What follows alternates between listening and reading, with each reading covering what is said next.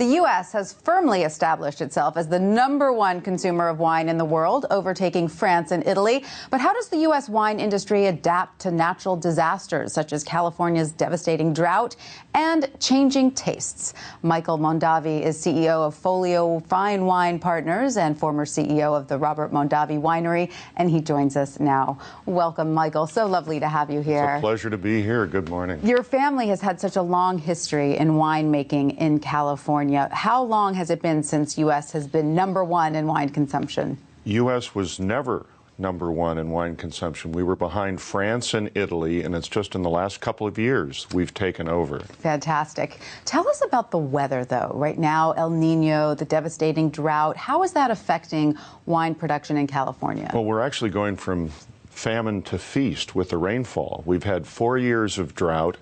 The water tables are dropping, but with drip irrigation, grapevines do not require a lot of water. In fact, if you look at history, grapevines are planted in very arid areas or up in the hills where the row crops needed the more fertile soil.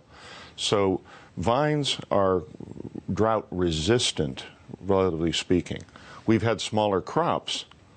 The bad news. The good news is the quality's been better. The grapes have been more concentrated, more flavor. So when you taste a Chardonnay or Cabernet, you go, wow, this is yummy. Fantastic. Has it affected, though, the sort of the production? Is California wine production still outpacing Australia? Yes, we're about 1/3 larger than Australia in production. Interesting. And from a pride standpoint, we like to say our wines are also much more enjoyable. So tell us about who is buying wine now and at what price point, because we know the millennials are now a big force. Do they like their wine as much as the baby boomers? The baby boomers are the largest consumers presently, but the millennials are catching up, and we break the millennials into two groups, the older millennial, the younger millennial. The younger millennials, you're going to love this, over 50% of the women, when asked what is their favorite alcoholic beverage, prefer wine. That same group, only 17% of the men prefer wine. So women are a big category of wine drinkers. They are very important, and I believe women have a better taste than men. They look at the balance, they look at the nuances of the wine and the flavor. The men pick it up and say, oh yeah, it's wet, it's cold, it's good. Right. Well, speaking of, you brought some delicious wines with you. Tell us what you brought here. We brought the first is called Emblem Chardonnay. It is made by my son and daughter. And they're really a great tag team on this. My son is the true winemaker, but when it comes to the final blending and the balance, my daughter is the guide, because he knows that she can pick out the nuances and the elegance of the wine over what he can do or what I can do. Fantastic. Let's give it a taste. Cheers. Thank you so much. Good health.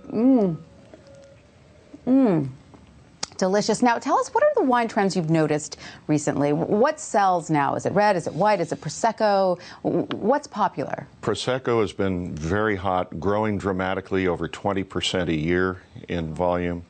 From a price category, wines from $9 to $15 are growing at about 16.5%. Wines under $5 a bottle are shrinking at about 3%. So people are not willing to drink wines that don't taste good.